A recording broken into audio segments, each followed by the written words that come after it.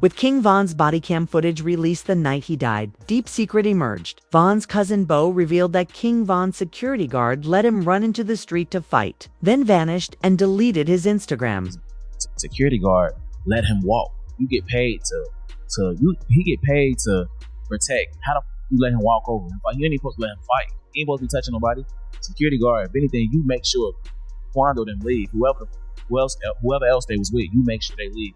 How you let him walk over somebody that's the reason y'all here, the reason everybody in this parking lot here, this man right here making the money, y'all his entourage. That security guard was unfishy with him. That's why he deleted his Instagram. Right. So I definitely feel like it's foul play. I don't know where it's coming from, but I definitely feel like it's some weird. With the security guard deleting his Instagram the next day and disappearing, no one has seen him since, raising the threat of more evidence surfacing. It suggests there are major holes in King Von's death, and a deeper investigation reveals them. If anyone were to fake their death to escape murder charges, it would be Von. After his death, he was linked to FBG, Duck's killing, allegedly paying O-Block members $100,000 and gifting Diamond O-Block chains for the hit-long with other Chicago murders, as noted in Trap Lore Ross King Von documentary. Around this time, someone close tweeted that Von made it through 2 surgeries, woke up screaming for his firearm, went into shock, then passed. He had only 1 more surgery to go. And Von made it through 2 surgeries. He got 3 surgeries, so he made it through 2 surgeries. And then after the second surgery, he hopped off the bed and started fighting the nurse and said where his look at, and he went into shock. So he was surgery. How hours later, Taylor knows he fought the nurse. He the one told me that. His mama didn't even know that. How you knowing what's going on inside the hospital? That because she was here in the hospital. King Von was still alive after being shot, even while in the hospital. With this information now coming to light, many are questioning how Boosie knew 2 years ago that Von didn't have a firearm. Like you said, the King Von situation. Like there was absolutely no reason for Von to be rolling around with that dude. Like there was no, especially since he had security. Like, you know, someone should have jumped in. It should never even. I almost feel like if you have real security.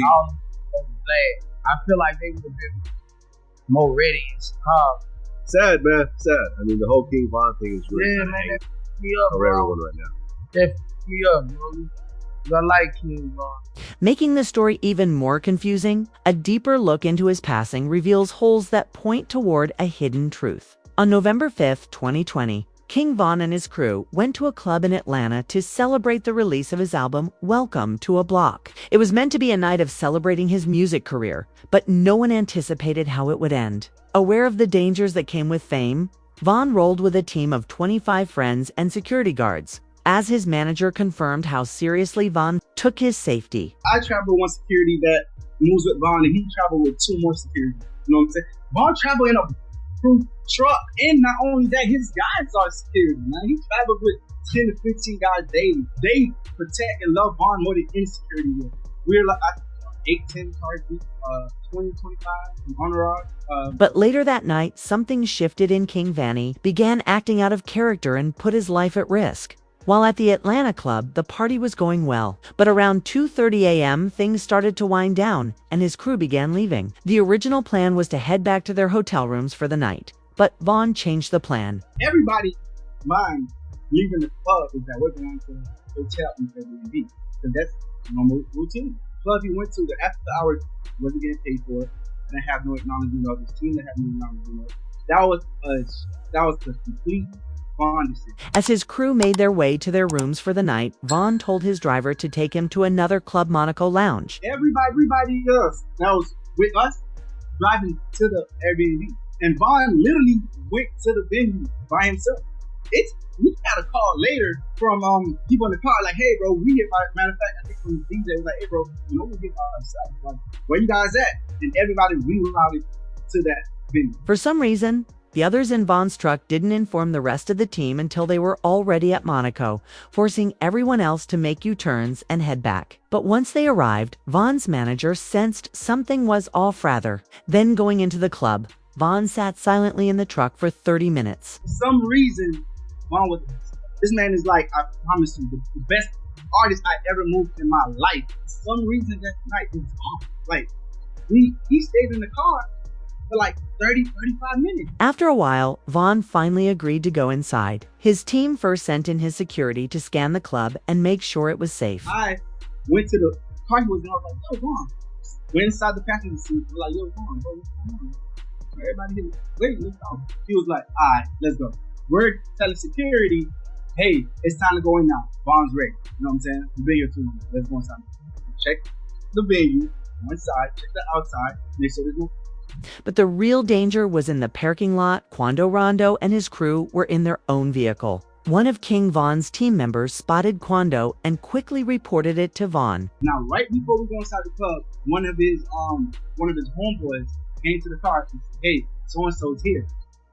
And Vaughn just jumped up like, oh, come on, let's go. Almost immediately, King Von jumped out of the car and confronted Quando. As Vaughn moved around the front of Quando's vehicle, he began swinging at him. Jumped up, jumped out the car. By the time Vaughn jumped out the car, I don't even think he knew where so-and-so was. He just jumped out the car. He bumped into so-and-so.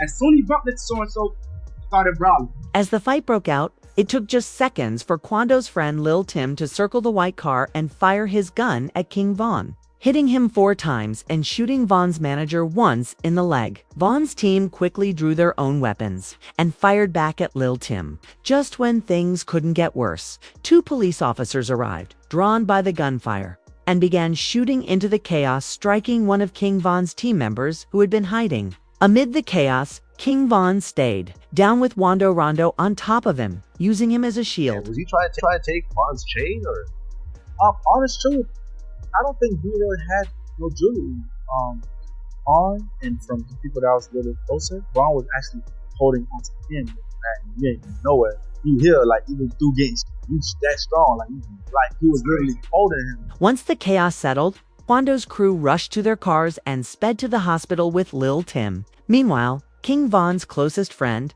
Uwak, ran into the street, lifted Vaughn, and carried him to the getaway vehicle after. Vaughn had been hit 4 times. Vaughn stayed conscious throughout, trying to keep everyone's spirits up. When he was in the car, I myself wasn't there.